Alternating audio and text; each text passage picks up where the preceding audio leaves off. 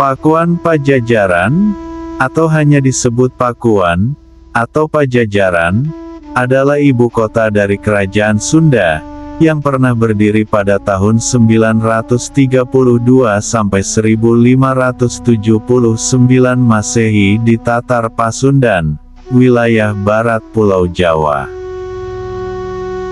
Pada masa lalu, di Asia Tenggara terdapat kebiasaan menyebut nama kerajaan dengan nama ibu kotanya, sehingga Kerajaan Sunda sering disebut sebagai Kerajaan Pajajaran. Kebanyakan sejarawan sepakat untuk menempatkan ibu kota Pakuan Pajajaran di kota Bogor, Jawa Barat, pada masa pemerintahan Raja Jayadewata, Sri Baduga Maharaja, periode tahun 1482 sampai tahun 1521.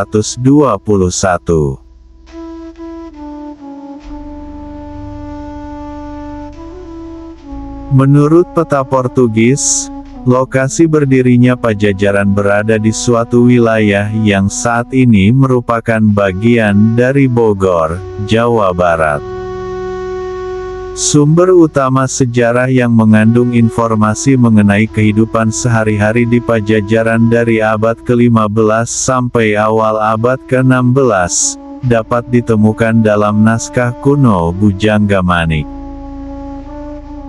Nama tempat, kebudayaan, dan kebiasaan-kebiasaan masyarakat pada masa itu, digambarkan secara terperinci dalam naskah kuno tersebut.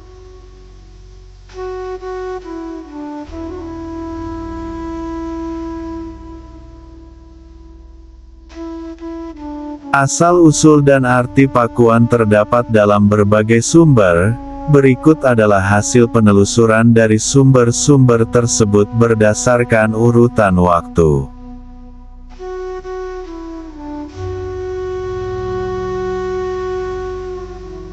Naskah Carita Waruga Guru tahun 1750-an, naskah berbahasa Sunda klasik ini diterangkan bahwa nama Pakuan Pajajaran berdasarkan keadaan di lokasi tersebut banyak terdapat pohon paku jajar.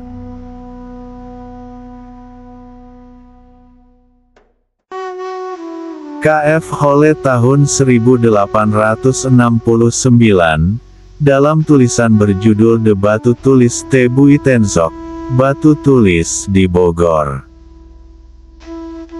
Hole menyebutkan bahwa di dekat kota Bogor terdapat kampung bernama Cipaku dengan sungai yang memiliki nama yang sama. Di sana banyak ditemukan pohon paku. Jadi menurut Hole nama Pakuan ada kaitannya dengan kehadiran Cipaku dan pohon paku. Pakuan Pajajaran berarti pohon paku yang berjajar.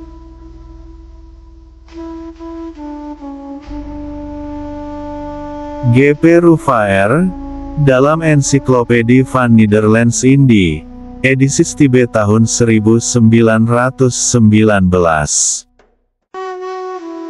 Menurutnya, Pakuan mengandung pengertian paku, atau paku jagat, yang melambangkan pribadi raja seperti pada gelar Paku Buwono dan Paku Alam. Pakuan menurut Rufaer setara dengan Maharaja. Kata Pajajaran diartikan sebagai berdiri sejajar, atau imbangan, yang dimaksudkan Rufaer adalah berdiri sejajar atau seimbang dengan Majapahit. Sekalipun Rufaer tidak merangkumkan arti Pakuan Pajajaran, namun dari uraiannya dapat disimpulkan bahwa Pakuan Pajajaran menurut pendapatnya berarti Maharaja yang berdiri sejajar atau seimbang dengan Majapahit. Ia sependapat dengan Hussein Jayaningrat, bahwa Pakuan Pajajaran didirikan tahun 1433.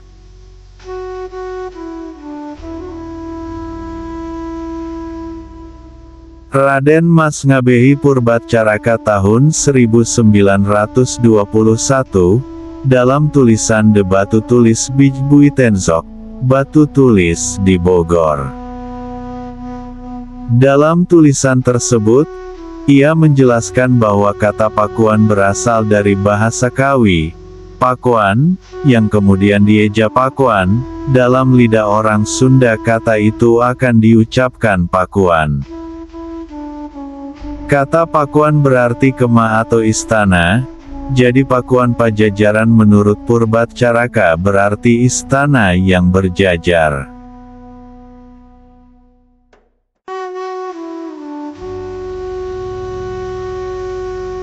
Hatendam tahun 1957. Sebagai seorang pakar pertanian, Tendam ingin meneliti kehidupan sosial ekonomi petani Jawa Barat, dengan pendekatan awal segi perkembangan sejarah. Dalam tulisannya, Verkeningen rondom Pajajaran, pengenalan sekitar Pajajaran, pengertian Pakuan ada hubungannya dengan lingga atau tonggak batu, yang terpancang di sebelah prasasti batu tulis sebagai tanda kekuasaan. Ia mengingatkan bahwa dalam carita Parahyangan, disebut-sebut tokoh Sang Haluwesi dan Sang Susuk Tunggal, yang dianggapnya masih mempunyai pengertian Paku.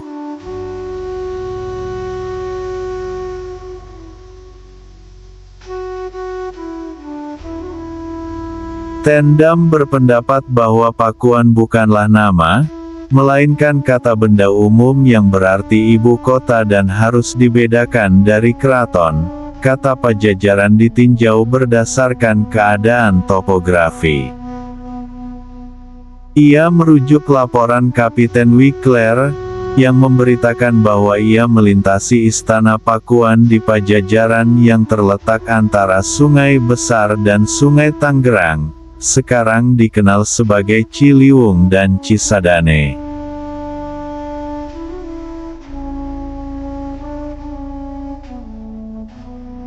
Tendam menarik kesimpulan bahwa nama Pajajaran muncul karena untuk beberapa kilometer, Ciliwung dan Cisadane mengalir sejajar. Jadi Pakuan Pajajaran dalam pengertian Tendam adalah Pakuan di Pajajaran, atau Dayah Pajajaran. Sebutan Pakuan dan Pajajaran dapat ditemukan dalam prasasti batu tulis, sedangkan Pakuan Pajajaran bisa dijumpai pada prasasti Kebantenan di Bekasi.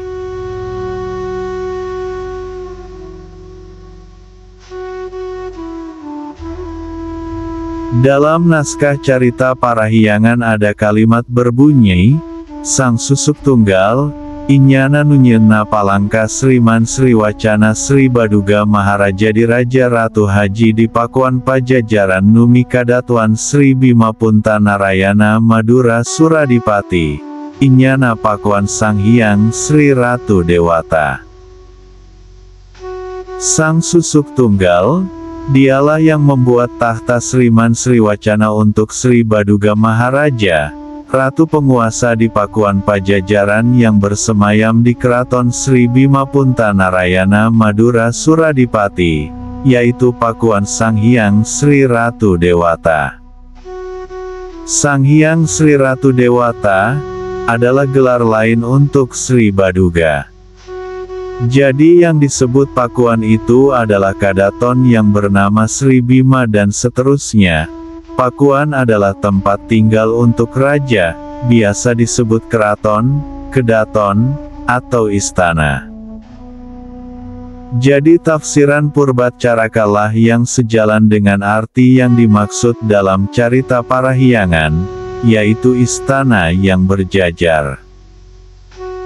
Tafsiran tersebut lebih mendekati lagi bila dilihat nama istana yang cukup panjang, tetapi terdiri atas nama-nama yang berdiri sendiri. Diperkirakan ada 5 bangunan keraton, yang masing-masing bernama Bima, Punta, Narayana, Madura, dan Suradipati. Inilah mungkin yang biasa disebut dalam peristilahan klasik Panca Persada, 5 keraton. Suradipati adalah nama keraton induk. Hal ini dapat dibandingkan dengan nama-nama keraton lain, yaitu Surawisesa di Kawali, Surosowan di Banten, dan Surakarta di Jayakarta pada masa silam. Karena nama yang panjang itulah mungkin orang lebih senang meringkasnya, Pakuan Pajajaran atau Pakuan, atau Pajajaran. Nama keraton dapat meluas menjadi nama ibu kota dan akhirnya menjadi nama negara. Contohnya nama keraton Surakarta Hadiningrat dan Ngayogyakarta Hadiningrat, yang meluas menjadi nama ibu kota dan nama daerah. Ngayogyakarta Hadiningrat dalam bahasa sehari-hari cukup disebut Yogya.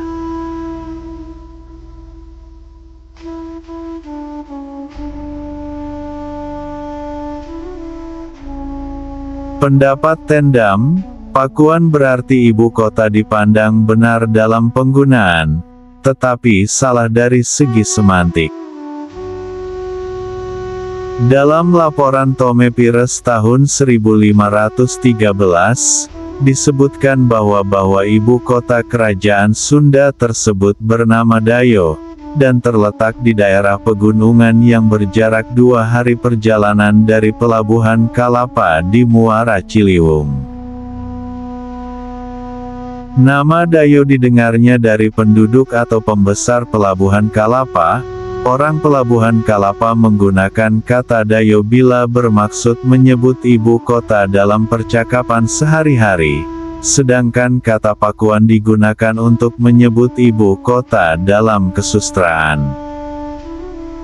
Karena lokasi Pakuan yang berada di antara 2 sungai yang sejajar, maka Pakuan disebut juga Pajajaran.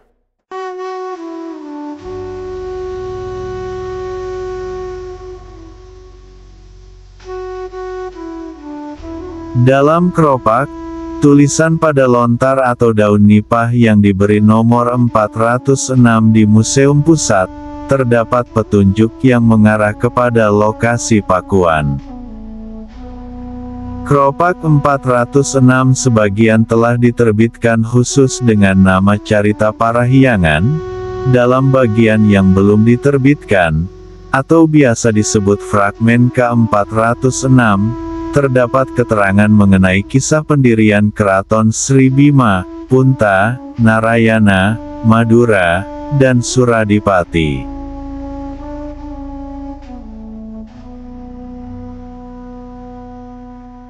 Di Inya urut Kadatuan, Kubujangga Sedamanah ngaran Sri Kadatuan Bima Punta Narayana Madura Suradipati. Angges tatului di Prebolta ku Maharaja Tarusbawa Deung Bujangga Sedamanah.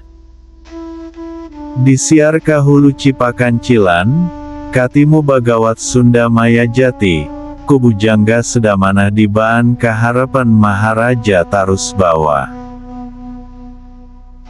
Artinya, di sanalah bekas keraton yang oleh Bujangga Sedamanah diberi nama Sri Kadatuan Bima Punta Narayana Madura Suradipati. Setelah selesai dibangun, lalu diberkati oleh Maharaja Tarusbawa dan Bujangga Sedamanah. Dicari ke hulu Cipakancilan, ditemukanlah Bagawat Sunda Majayati, oleh Bujangga Sedamanah dibawa ke hadapan Maharaja Tarusbawa.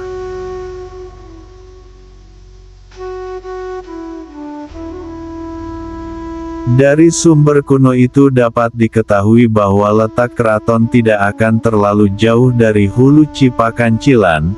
Hulu sungai ini terletak di dekat lokasi Kampung Lawang Gintung nama sekarang, dan bagian hulu sungai ini disebut Ciawi.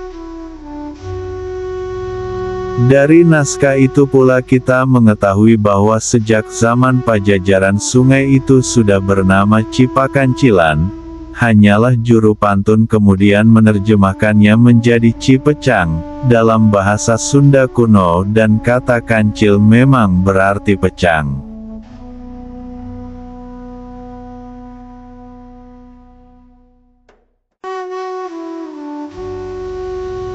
Laporan tertulis pertama mengenai lokasi Pakuan diperoleh dari catatan perjalanan ekspedisi pasukan VOC, yang oleh bangsa kita lumrah disebut company. Karena Inggris pun memiliki perserikatan yang serupa dengan nama EIC, maka VOC sering disebut company Belanda dan EIC disebut company Inggris. Setelah mencapai persetujuan dengan Cirebon, Kompeni Belanda menandatangani persetujuan dengan Banten. Dalam persetujuan itu ditetapkan Cisadane menjadi batas kedua belah pihak.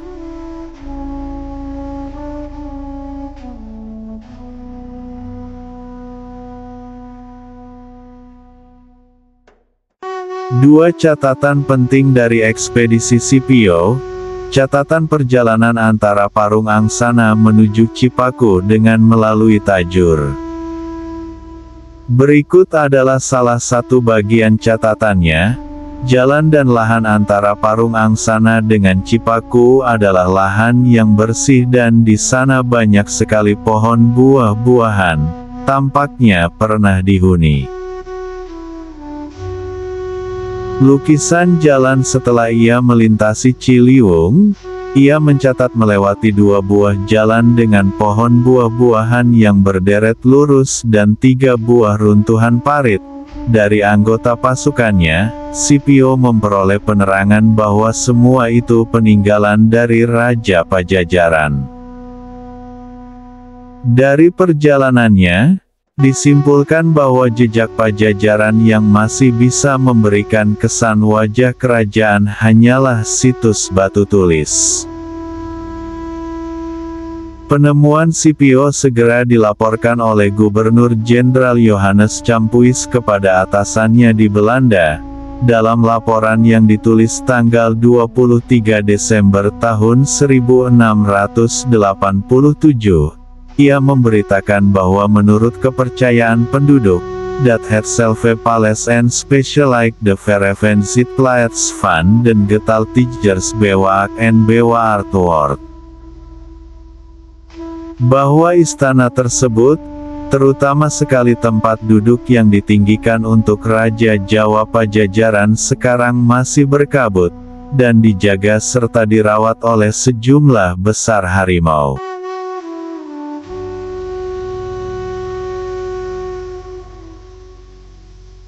Rupanya, laporan penduduk Parung Angsana ada hubungannya dengan seorang anggota ekspedisi yang diterkam harimau, di dekat aliran Cisadane pada malam tanggal 28 Agustus tahun 1687. Diperkirakan situs batu tulis pernah menjadi sarang harimau, dan ini telah menumbuhkan mitos adanya hubungan antara Pajajaran yang sirna dengan keberadaan harimau.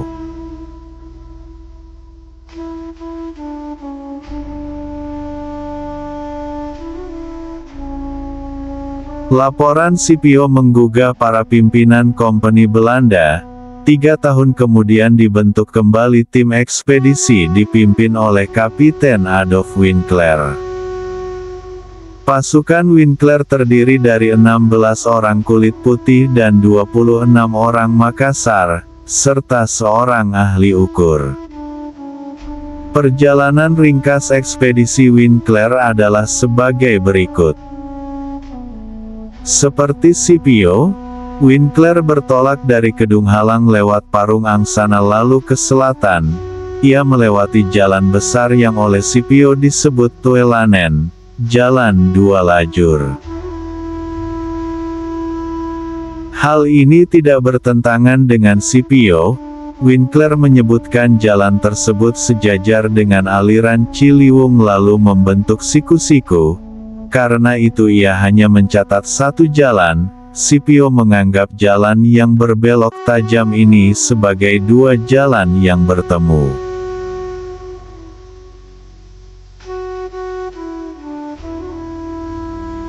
Setelah melewati sungai Jambuluwuk atau Cibalok, dan melintasi parit Pakuan yang dalam dan berdinding tegak, de Diepe Dwarsgerak van Pakowang, yang tepinya membentang ke arah Ciliwung dan sampai ke jalan menuju arah tenggara 20 menit setelah Arca. 10 menit kemudian sampai di lokasi Kampung Tajur Agung. Waktu itu sudah tidak ada. 1 menit kemudian, ia sampai ke pangkal Jalan Durian yang panjangnya hanya 2 menit perjalanan dengan berkuda santai.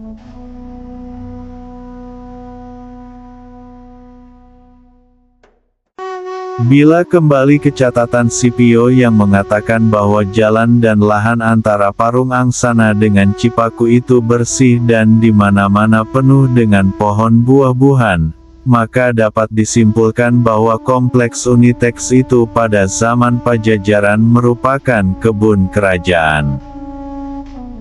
Tajur adalah kata Sunda kuno yang berarti tanam, tanaman, atau kebun. Tajuragung sama artinya dengan kebun besar, atau kebun raya. Sebagai kebun kerajaan, Tajuragung menjadi tempat bercengkerama keluarga kerajaan. Karena itu pula penggal jalan pada bagian ini ditanami pohon durian pada kedua sisinya.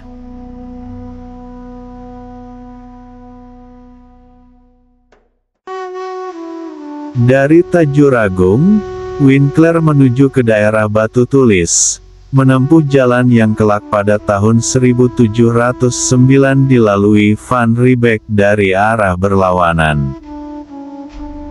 Jalan ini menuju ke gerbang kota, lokasi dekat pabrik paku Tulus Rejo sekarang. Disitulah letak Kampung Lawang Gintung pertama, sebelum pindah ke Sekip, dan kemudian lokasi yang sekarang. Jadi gerbang pakuan pada sisi ini ada pada penggal jalan di Bantar Petai, depan kompleks perumahan LIPI. Dulu di sana ada pohon gintung. Di Batu Tulis, Winkler menemukan lantai atau jalan berbatu yang sangat rapi. Menurut penjelasan para pengantarnya, disitulah letak istana kerajaan, Het Koningikhus South Daarontren Gestaen Hebben. Setelah diukur, lantai itu membentang ke arah Paseban Tua. Di sana ditemukan 7 pohon beringin. Di dekat jalan tersebut Winkler menemukan sebuah batu besar yang dibentuk secara indah. Jalan berbatu itu terletak sebelum Winkler tiba di situs Bau Tulis, dan karena dari Batu Bertulis perjalanan dilanjutkan ke tempat Arca Purwagali, maka lokasi jalan itu harus terletak di bagian utara tempat prasasti Batu Bertulis. Antara jalan berbatu dengan batu besar yang indah dihubungkan oleh Gang Amil. Lahan di bagian utara Gang Amil ini bersambung dengan Balai Kambang, rumah terapung. Balai Kambang ini adalah untuk bercengkrama raja. Contoh balai kambang yang masih utuh adalah seperti yang terdapat di bekas pusat kerajaan Klungkung di Bali. Dengan indikasi tersebut, lokasi keraton Pajajaran mesti terletak pada lahan yang dibatasi Jalan Batu Tulis di sisi barat, Gang Amil di sisi selatan, bekas parit yang sekarang dijadikan perumahan di sisi timur, dan benteng batu yang ditemukan Sipio sebelum sampai di tempat prasasti di sisi utara. Balai Kambang terletak di sebelah utara atau luar benteng itu. Pohon beringinnya mestinya berada dekat gerbang pakuan di lokasi jembatan Bondongan sekarang.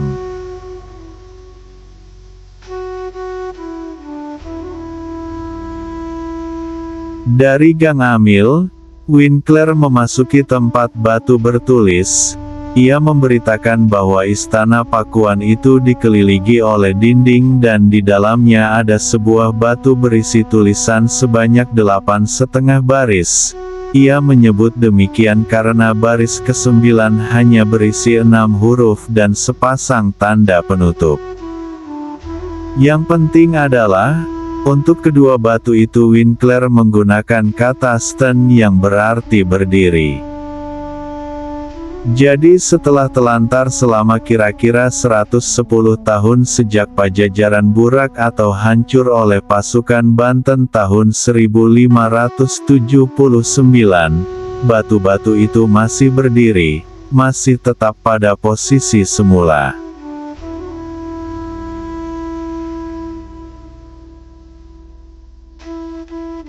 Dari tempat prasasti, Winkler menuju ke tempat arca yang umum disebut Purwakali. Pada tahun 1911, Plate masih mencatat nama Purwagali. Di sana terdapat 3 buah patung, yang menurut informan Plate adalah patung Purwagali, Gelap Nyawang, dan Kidang Pananjung. Nama trio ini terdapat dalam Babat Pajajaran yang ditulis di Sumedang pada masa Bupati Pangeran Kornel, kemudian disadur dalam bentuk pupuh 1862. Penyadur naskah Babat mengetahui beberapa ciri bekas pusat kerajaan, seperti juga penduduk Parung Angsana, dalam tahun 1687 mengetahui hubungan antara Kabuyutan Batu Tulis dengan Kerajaan Pajajaran dan Prabu Siliwangi. Menurut Babat ini, pohon Campakawarna terletak tidak jauh dari alun-alun.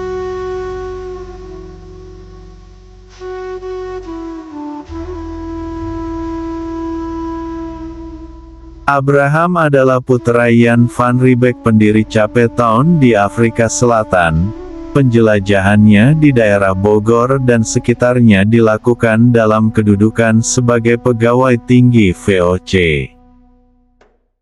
2 kali sebagai Inspektur Jenderal dan sekali sebagai Gubernur Jenderal. Kunjungan ke Pakuan tahun 1703 disertai pula oleh istrinya yang digotong dengan tandu.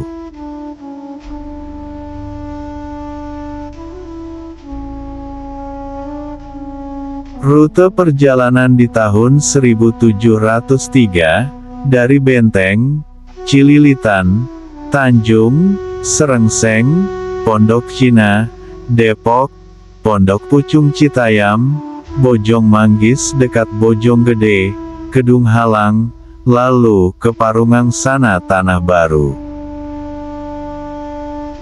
Rute perjalanan di tahun 1704, dari Benteng, Tanah Abang, Karet, Ragunan, Serengseng, Pondok Cina, dan seterusnya sama dengan rute di tahun 1703. Rute perjalanan di tahun 1709, dari Benteng, Tanah Abang, Karet, Serengseng, Pondok Pucung, Bojong Manggis, Pager Wesi, Kedung Badak, lalu ke Panaragan. Berbeda dengan Scipio dan Winkler, Van Riebeeck selalu datang dari arah Empang, karena itu ia dapat mengetahui bahwa Pakuan terletak pada sebuah dataran tinggi. Hal ini tidak akan tampak oleh mereka yang memasuki Batu Tulis dari arah Tajur. Khusus laporan dari Van Riebeeck adalah selalu menulis tentang Detugang alias Jalan Masuk, atau De Opgang alias jalan naik ke Pakuan.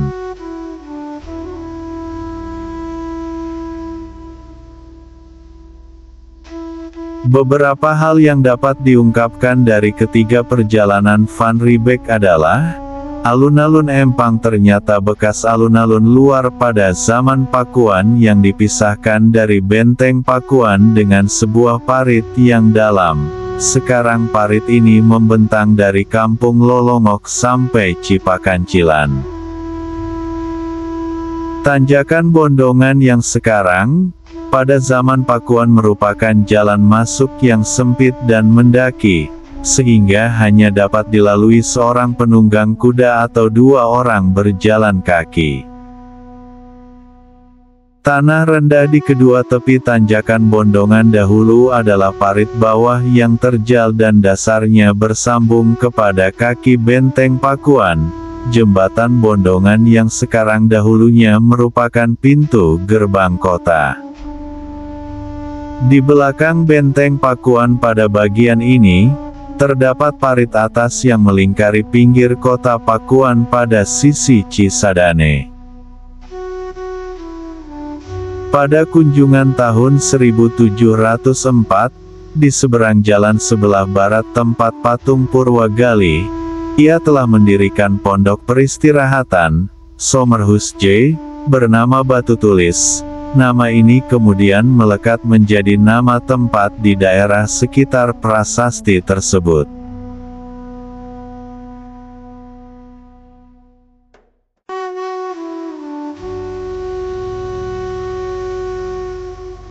Kampung Cincau yang menurun terjal ke ujung lembah Cipakancilan, kemudian bersambung dengan tebing gang beton di sebelah bioskop Rangga Gading, setelah menyilang Jalan Surya Kencana, membelok ke tenggara sejajar dengan jalan tersebut, deretan pertokoan antara Jalan Surya Kencana dengan Jalan Roda di bagian ini sampai ke Gardu Tinggi sebenarnya didirikan pada bekas fondasi benteng.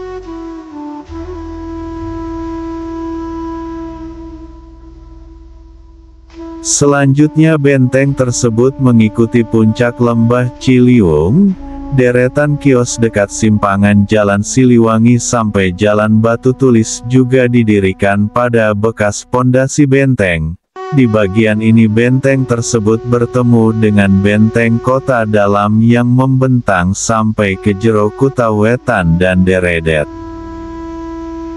Benteng luar berlanjut sepanjang puncak lereng Ciliwung melewati kompleks perkantoran PAM, lalu menyilang Jalan Raya Pajajaran.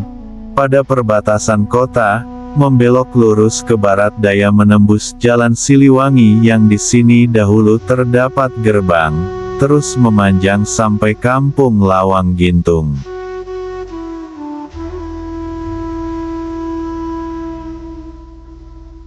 Di Kampung Lawang Gintung, benteng ini bersambung dengan benteng alam, yaitu puncak tebing Cipaku yang curam sampai di lokasi stasiun kereta api Batu Tulis. Dari sini, batas kota Pakuan membentang sepanjang jalur rel kereta api sampai di tebing Cipakancilan, setelah melewati lokasi jembatan Bondongan. Tebing Cipakancilan memisahkan ujung benteng dengan benteng pada tebing Kampung Cincau.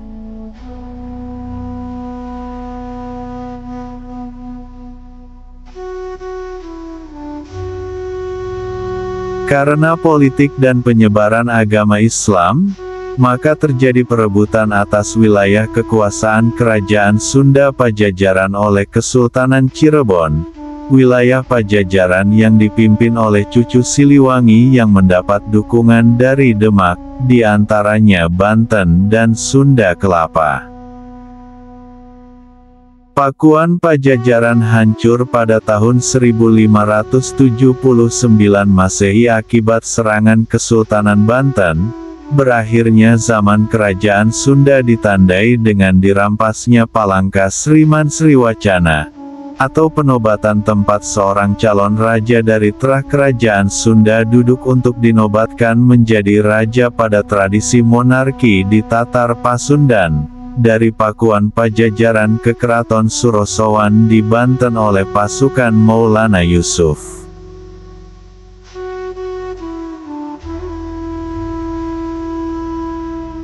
Batu itu diboyong ke Banten karena tradisi politik, agar di Pakuan Pajajaran tidak dimungkinkan lagi penobatan raja baru. Maulana Yusuf mengklaim sebagai penerus kekuasaan Sunda yang sah, karena buyut perempuannya adalah Putri Sri Baduga Maharaja, Raja Kerajaan Sunda.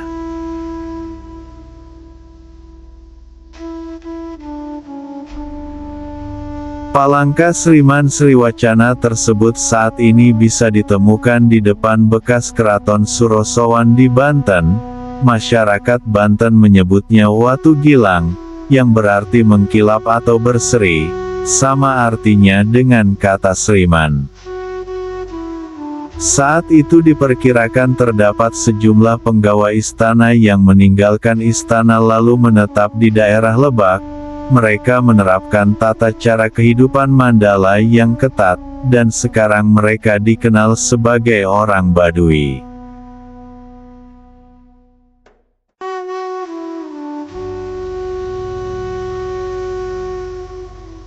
Berikut adalah raja-raja yang memerintah di Pakuan Pajajaran.